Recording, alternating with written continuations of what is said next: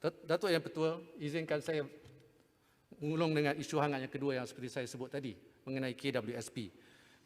Isu ini telah diulas dengan mendalam dalam Dewan ini oleh tidak kurang daripada 15 ahli yang berhormat. Di sini ingin saya tegaskan satu hakikat.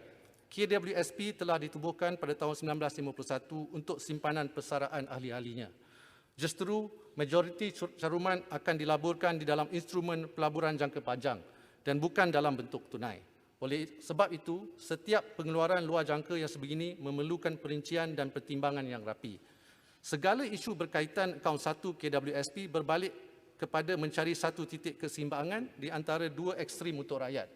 Dengan izin, this is about finding the right balance between fulfilling two different needs of the members. Yang pertama, pengeluaran untuk kelangsungan hidup hari ini, dan kedua, menjamin kesejahteraan persaraan masa depan. Ramai yang mahukan pengeluaran berjumlah besar secara one-off.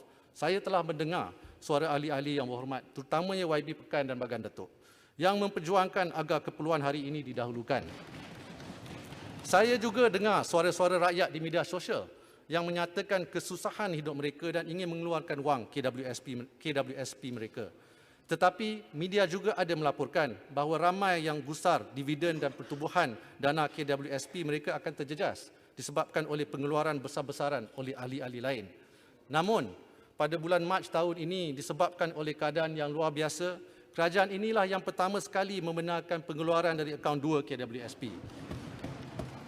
Melalui program Air Lestari, seramai 4.7 juta rakyat dibenar mengeluarkan simpanan akaun 2 hingga RM6,000. Sewaktu itu, mungkin ahli yang berhormat sudah lupa, tetapi kerajaan dikritik keras kerana mengadakan inisiatif ini.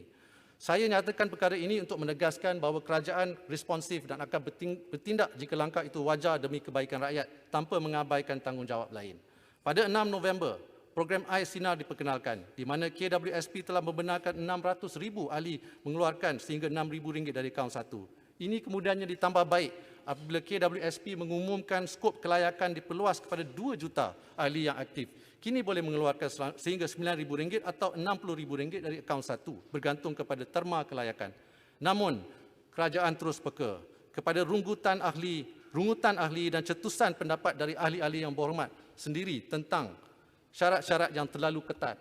Contohnya, ahli yang sudah berhenti mencarum beberapa tahun tetapi masih mempunyai simpanan namun tidak layak untuk membuat pengeluaran dari akaun 1. Ada pula ahli yang tidak hilang pekerjaan tetapi gaji, allowance atau overtime telah dipotong dengan ketara hingga menjejas kemampuan mereka menampung perbelanjaan diri dan keluarga. Mereka juga merungut kerana tidak layak memohon. Kerajaan mendengar semua ini. Seperti yang saya sebut, setiap langkah melibatkan pengeluaran KWSP perlu dilakukan dengan penuh tanggungjawab kepada amanah yang dipikul adalah untuk semua ahli, baik mereka yang mahu mengeluarkan dan juga bagi ahli yang tidak mahu. Akhirnya adalah tanggungjawab kerajaan untuk mencari titik keseimbangan di antara keperluan pengeluaran hari ini dan keselamatan persaraan untuk hari esok.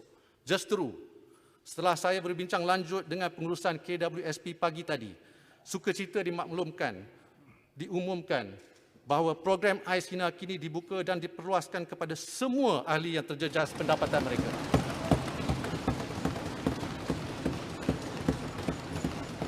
Terima kasih, Menteri.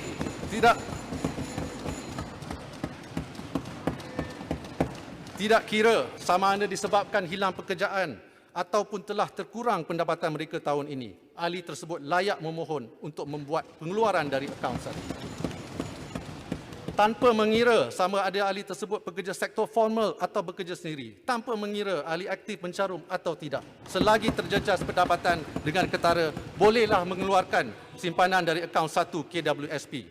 Dari 2 juta ahli yang layak sebelum ini, Air Sinar kini kita buka kepada lebih 8 juta ahli. Terima kasih, Menteri. Tambahan pula, setiap ahli dibenarkan. Tambahan pula, setiap ahli yang sebelum ini dibenarkan mengeluarkan sehingga RM9,000, kini boleh mengeluarkan sehingga RM10,000. Terima kasih. Mereka cuma perlu memohon di dalam talian atau hadir di mana-mana pejabat KWSP. Tunjukkan sahaja bukti mengenai kehilangan pekerjaan, notis, cuti tanpa gaji, potongan gaji, allowance atau OT maupun pengurangan pendapatan jika bekerja sendiri.